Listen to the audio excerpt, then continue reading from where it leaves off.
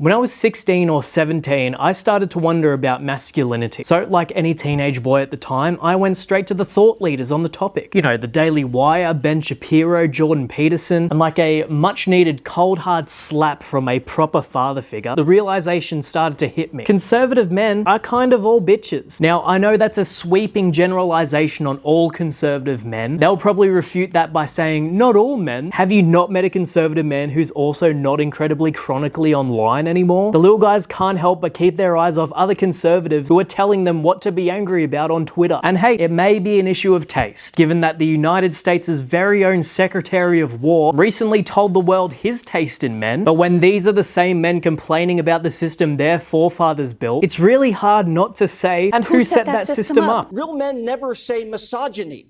It's just not something we say.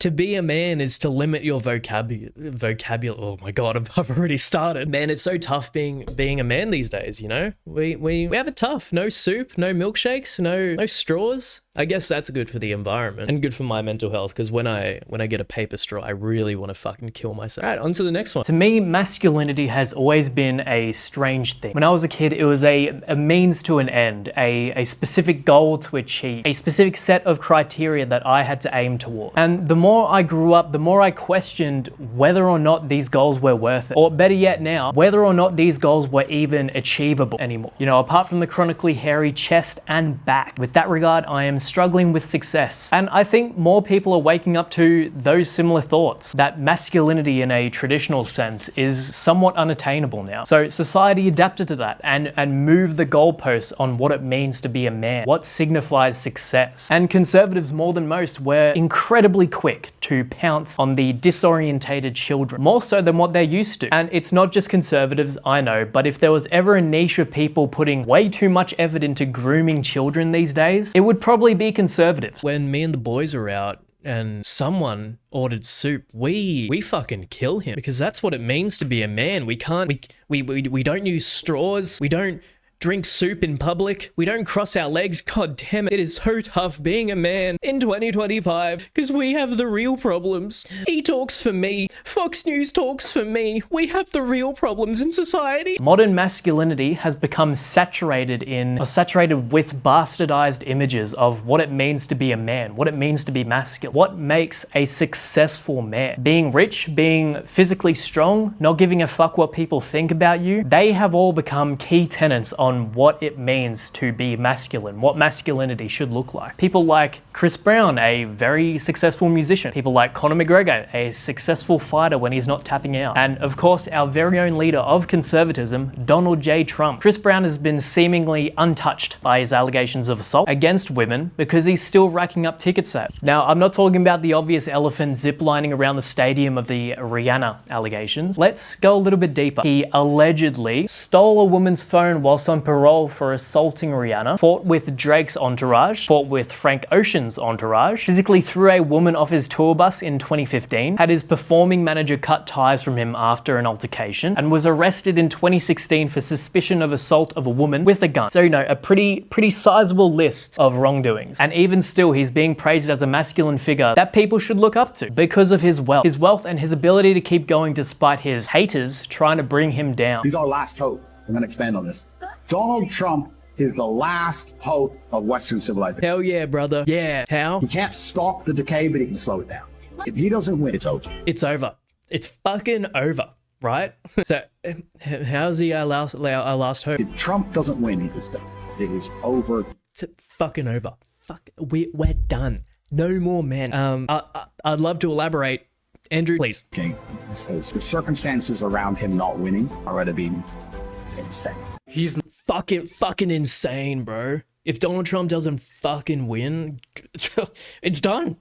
We're over. Like, what do we mean by that? This represents a decently sized portion of what masculinity has become for certain niches of conservative men. To be able to exist at the behest of allegations because of your monetary value. Because you're rich, that means you're a successful man. You have value, despite what society thinks. A key thought that went into the Trump administration's appeal to men this time around. Money is of more value than integrity, because physical wealth is tangible. It's something that can be physically socialized as a means of success. And people don't mind spending tickets on his concerts despite the allegations, because your own entertainment trumps your need to hold these men accountable. And not to be too woke, but gosh darn, is that not an example of how capitalism is being intersectional in the way it strips us of our morals? Another person who represents this idea is Conor McGregor. I'm not into the blue-haired, painted nails, eyeliner-wearing type of guy. I've not really seen an unattractive conservative man, so dump your liberal boyfriend. There definitely are some unattractive conservative men, but I agree with them that conservative men usually care more about their looks and their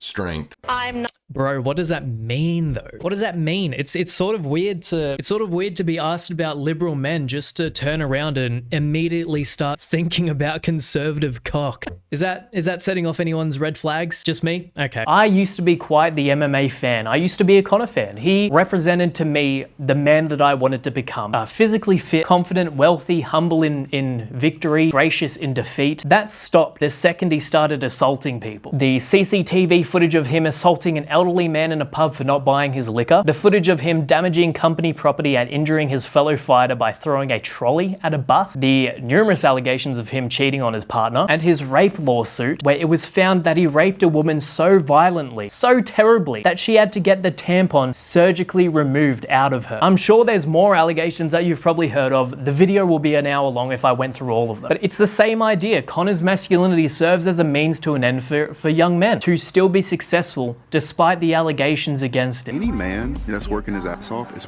probably conservative because he doesn't want to give all his tax money away. He doesn't want to hear about people crying because he's getting banged every day while he's winning. He's getting arrows put in his back. People are stabbing him in the back. Pause, what the fuck? Conservative men are getting banged. The thing I'm noticing with a lot of conservative masculinity is that it's quite homoerotic. Is that just me? I mean, homoeroticism is a key tenet in any sort of fascism. To have wealth, to have the ability to do anything he wants to whoever he wants, including running for Irish president. Now, where else have we seen a washed up man, a shell of his former self, trying to seize power on the world stage when he was on the brink of irrelevancy? Oh, right. His platform closely followed too, stating immigration was ruining Ireland's purity, and yeah, that's about it. Really gripping stuff. But the traction he gained from conservative men all over Twitter was immense. And it's because of one simple thing. Their views of masculinity have been shaped and changed by a conservative hegemony, to the point that they denote masculine success with subordination of peers and outrage from enemies. Rape, murder, war. They all have one thing in common. Men. Yeah, pretty much. Aggression, violence, ambition unchecked by conscience, all the stuff of toxic masculinity, right? Yeah, I think every war has been started by a man up to this point, so you may be onto something. And the solution is obvious. Make men less toxic. Make men less masculine.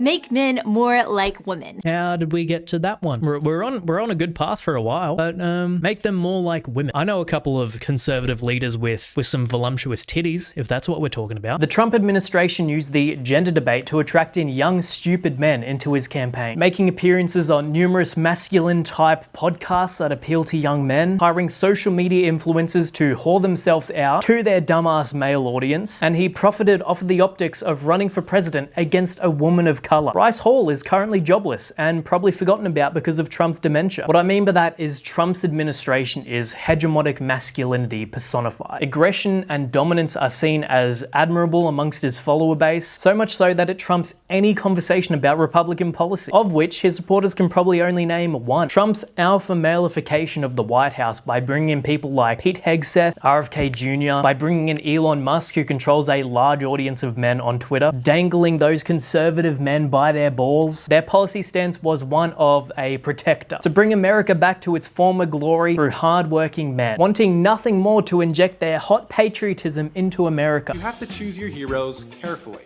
Having this guy as a hero, stop speeding, everybody, stop speeding, will lead to a very different place than this guy.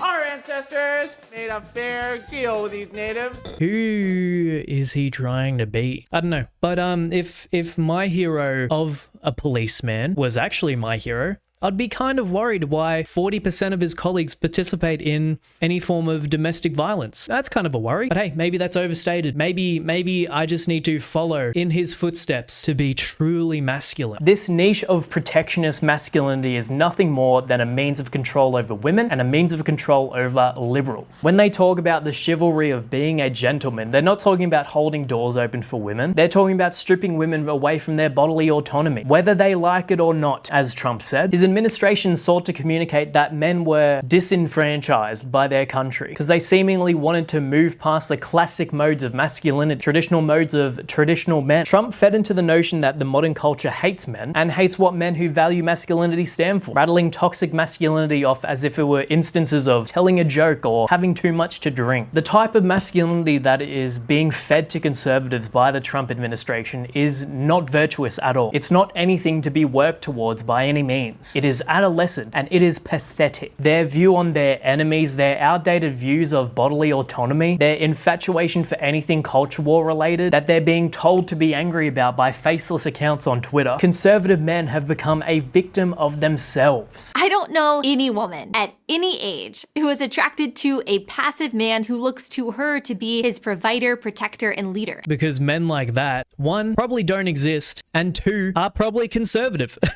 A lot of conservative men who don't foster the skills to be responsible and independent for themselves by leaving their hometown, by studying in college, by getting jobs, pulling themselves up from their bootstraps. No, conservative men would rather stay on Twitter all day crying about trans people, a problem that doesn't exist, crying about immigrants, another problem that doesn't exist, a problem that's told to them exists from conservative donors that own corporations like PragerU. I'll take more of a chance on a liberal man who was able to move out of home, who was able to go to college, get a degree, to be less of whatever was just said about these men that apparently exist. Republicans preaching the role of traditional manhood and masculinity means nothing more than what we're seeing from Trump, deep diving into fascism and a suppression of anything other than his own views, whilst demanding respect and admiration from his peers. It's pathetic. The administration seeks power without responsibility, power without virtue of any values that aren't superficial. Trump has surrounded himself with men on a similar trajectory. The only outlier is JD Vance, who had to change his name to sound more manly and fucked a couch or something. Elon Musk has a list of baby mamas longer than his anal beads. His kids hate him, and he's built like a deep sea creature. Pete Hegseth is a drunk, married to the woman he got pregnant whilst in a relationship with his former wife. These conservative men are jokes, and anything they stand for is a joke.